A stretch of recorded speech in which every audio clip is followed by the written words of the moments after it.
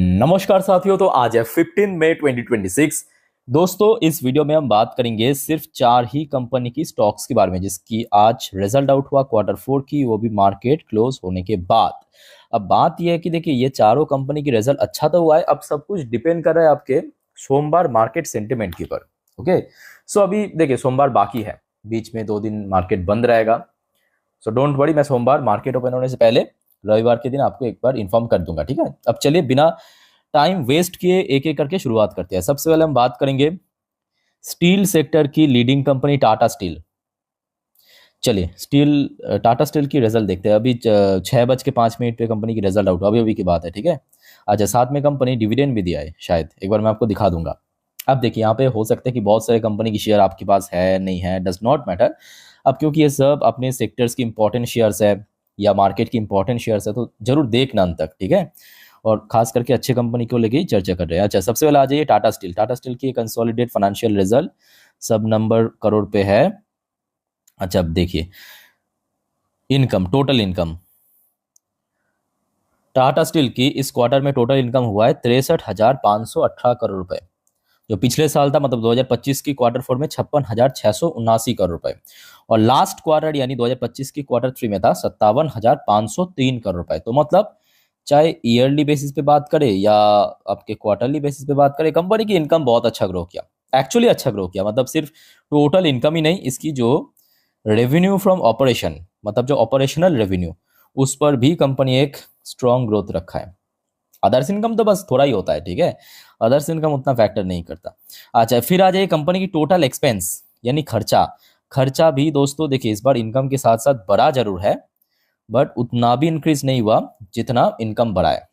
54,000 something था, इस बार 58,000 something हुआ है, ठीक है। बट एक्चुअली इनकम इस बार बहुत ज्यादा बढ़ चुका है, कहाँ 56,000 था, कहाँ 63,000 हो चुका है। और यही वजह है कि कंपनी की सब टैक्स एक्सपेंस कैलकुलेट करने के बाद इसकी जो नेट प्रॉफिट की फिगर आया है, वो सीधा सीधा डबल से भी ज्यादा। पिछले साल कंपनी की नेट प्रॉफिट था 1200 करोड़, देख सकते हो 1200 करोड़, मैं अंडरलाइन करके दे रहा हूं।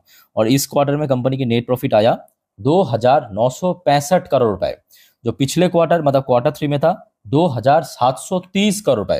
तो मतलब एक तरफ जहां पे ईयरली बेसिस पे कंपनी बहुत तगड़ा ग्रोथ रखा, बहुत ही जबरदस्त ग्रोथ जिसको आप कह सकते हो, ठीक है। Even quarter on quarter basis पर भी एक डिसेंट ग्रोथ रखा है कंपनी, डिसेंट ग्रोथ, कम ग्रोथ नहीं, अच्छा ग्रोथ रखा है। अच्छा, इसके अलावा अब आ जाइए थोड़ा और नीचे, earning per share EPS.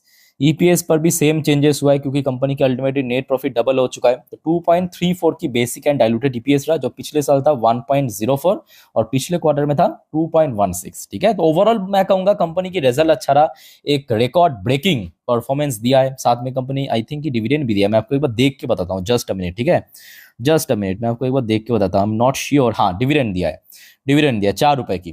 Company यहाँ पे 4 रुपए प्रति शेयर की डिविडेंड दिया। अब देखिए एनाफ है क्योंकि शेयर प्राइस उतना एक्सपेंसिव नहीं है, शेयर प्राइस उतना एक्सपेंसिव नहीं है। सो 4 रुपए की डिविडेंड भी मैं कहूँगा इनाफ है। अपने जो फेस वैल्यू है उसके ऊपर 4 रुपए के दिया, मतलब 400% की डिविडेंड। अच्छा, कंपनी ने साथ में ये भी कहा इसका जो एजीएम है, एनुअल जनरल मीटिंग, वो होगा आपका 2 जुलाई, उसके बाद ही आपको इस डिविडेंड की रिकॉर्ड डेट के बारे में पता चलेगा, ठीक है।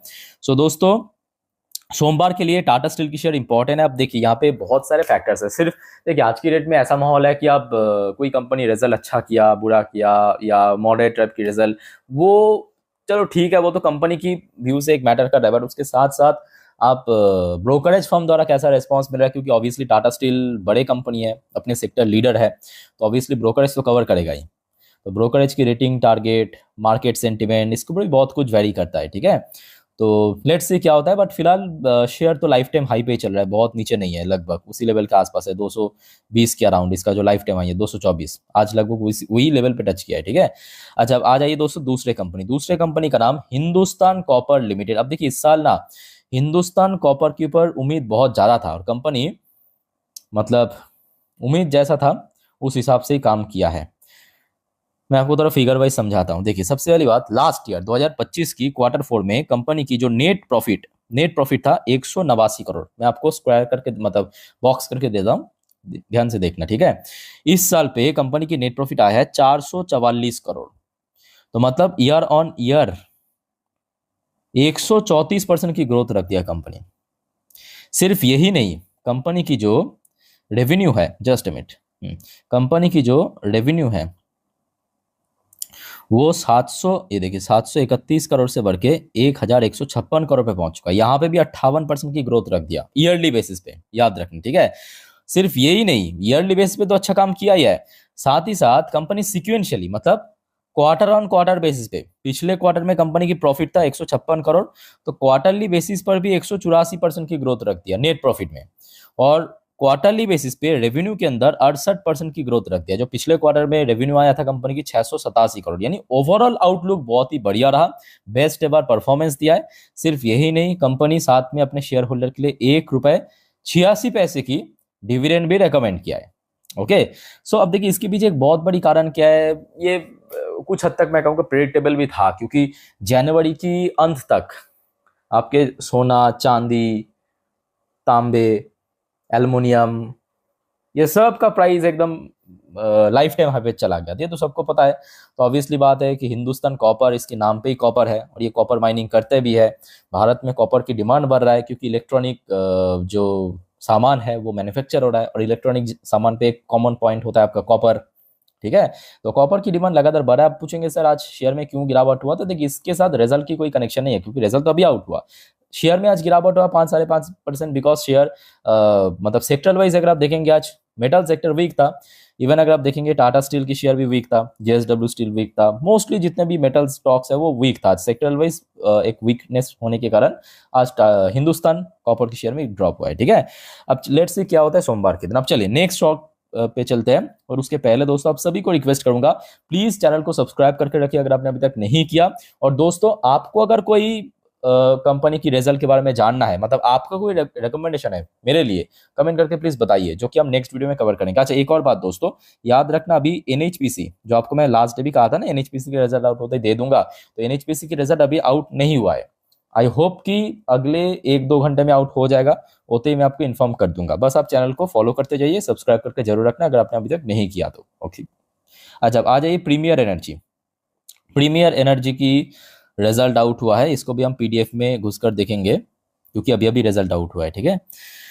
अच्छा आ जाइए प्रीमियर एनर्जी, ये भी अच्छी कंपनी है, प्रीमियर एनर्जी, वरे एनर्जी, सब टॉप नॉच परफॉर्मर। अच्छा कंसोलिडेट फाइनेंशियल रिजल्ट, अच्छा यहाँ पे एक और पॉइंट नोट करना, यहाँ पे जितने भी नंबर्स है सब इन मिलियंस की फिगर पे, और मैं आपको करोड़ पे कन्वर्ट करके ही बताऊंगा, ठीक है। अच्छा अब आ जाइए सबसे पहले ही कंपनी की टोटल इनकम, क्योंकि मिलियंस पे है, पीछे से हम एक अंक को कट कर देंगे, वो हो गया आपका करोड़।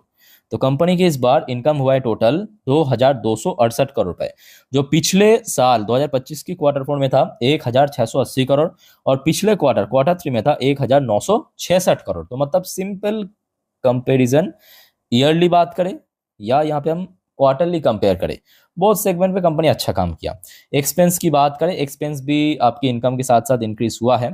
पिछले साल एक्सपेंस था 1312 करोड़, इस बार बढ़ के 1676 करोड़। इवन क्वार्टरली बेसिस पर भी इंक्रीज हुआ। अब देखिए जब इनकम बढ़ता है ऑटोमेटिकली कुछ हद तक एक्सपेंस बढ़ता है, क्योंकि मैन पावर बढ़ाना पड़ता है, रॉ मटेरियल पर्पस यूज होता है बहुत ज्यादा, ठीक है। अब आ जाइए सब टैक्स वगैरह कट करने के बाद प्रॉफिट कितना बचा है देख लेते हैं, मतलब प्रॉफिट फॉर द पीरियड, ये इंपॉर्टेंट है। प्रॉफिट फॉर द पीरियड में कंपनी सीधा स्टेप अप करके छक्का मार दिया, समझ आ रहा है। लास्ट ईयर पे मतलब 2025 की क्वार्टर फोर में 277 करोड़ की प्रॉफिट बनाया था कंपनी, लास्ट क्वार्टर में प्रॉफिट बनाया था 391 करोड़, और इस क्वार्टर में अभी तक की रिकॉर्ड प्रॉफिट बनाया कंपनी 456 करोड़ रुपए की।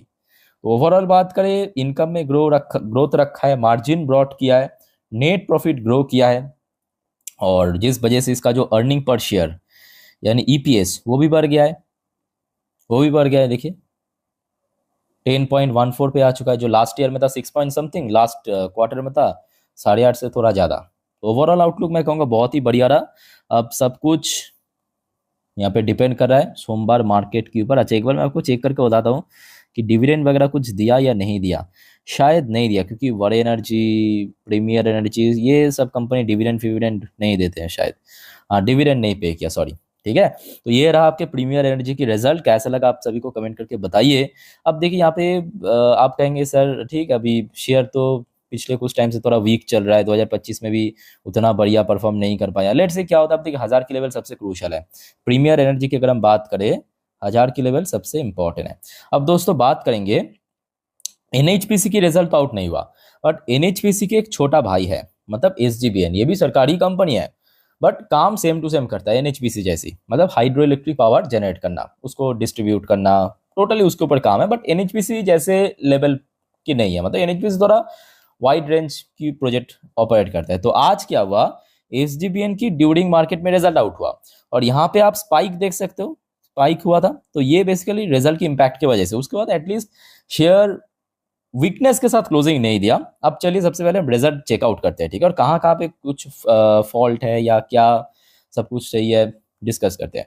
सबसे पहला चाहिए कंपनी की इनकम। इनकम दोस्तों सेम टू सेम इस बार best ever income company generate किया, 1496 करोड़, बहुत ही सही है। लास्ट ईयर में ये फिगर था 504 करोड़, तो मतलब कंपनी इनकम की सेगमेंट पे ही डबल से भी ज्यादा इनकम जनरेट कर लिया, ठीक है। और कंपनी इस बार कंसिस्टेंसी फुल प्लेज में मेंटेन किया, क्योंकि बीच में quarter 1 917 crore, quarter 2 1032 crore, quarter 3 1082 crore, इस बार सीधा 1500 करोड़ के आसपास पहुंच चुका है आंकड़ा, ठीक है। और जिस वजह से देखिए कंपनी की क्या हुआ, इसकी जो मार्जिन है ईयरली बेस पे वो भी बढ़ गया, 48% बढ़ के 61%। अब देखिए क्वार्टर 2 और क्वार्टर 3 डिफरेंट है, क्योंकि हाइड्रोइलेक्ट्रिक पावर है ना, तो मानसून पे मतलब वर्षा के टाइम पे बहुत ज्यादा जो क्या कहते हैं उसको, आपके जो पावर जनरेट कर पाते हैं, ठीक है। तो यहाँ पे ईयरली बेस पे कंपनी अच्छा काम किया, मतलब ठीक है। बट यहाँ पे दोस्तों एक और बड़ी फैक्टर है, क्या पता है? बड़ी फैक्टर की ये है कि इस बार डिप्रिसिएशन पर्पस कंपनी को 494 करोड़ की पे करना पड़ा। और ये एक बहुत बड़ा वजह था कि कंपनी की लास्ट ईयर नुकसान हुआ था, नोट करना। ऐसा नहीं कि अब इस साल भी नुकसान हुआ है, बट काफी हद तक कम हुआ है। लास्ट ईयर कंपनी की नुकसान था 128 करोड़, इस क्वार्टर में कंपनी की नुकसान हुआ 118 करोड़, ये डिफरेंस है। बाकी बीच में जो 3 क्वार्टर ये कंपनी अच्छा खासा प्रॉफिट ही जनरेट की, इसमें कोई संदेह नहीं है, ठीक है। और ओवरऑल आउटलुक मैं कहूंगा ठीक ठाक है। साथ में कंपनी अच्छा 1.5 रुपए की डिविडेंड मिली, आप समझ पा रहे हो कि एक 70-80 रुपए की भाव में चलने वाली कंपनी का 1.5 रुपए की डिविडेंड दिया, मतलब एनफ डिविडेंड आप कह सकते हो, और अच्छा डिविडेंड पे ही करता है कंपनी, ठीक है, अक्सर। तो एसजीवीएन की शेयर को भी नजर रखना। लेट्स सी क्या होता है इसकी बड़े भाई, आपके एनएचपीसी की रिजल्ट जब आउट होगा आते ही मैं आपको इन्फॉर्म कर दूंगा दोस्तों।